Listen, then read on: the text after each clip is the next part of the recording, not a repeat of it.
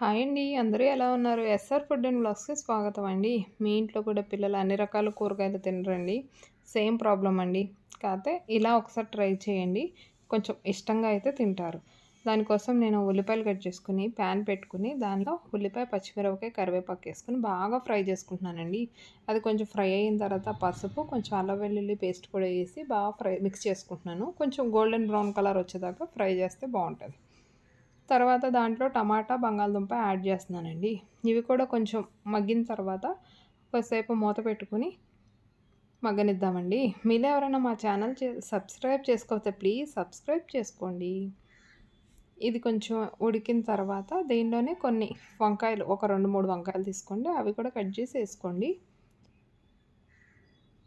నా దగ్గర ఒక ములక్కాయ ఉంటే ములక్కాయ కూడా యాడ్ చేస్తున్నానండి. ఇయన్నీ కలిపి కర్రీ అయితే సూపర్ టేస్ట్ ఉంటదండి. వద్దన్న వాళ్ళు కూడా కంపల్సరీ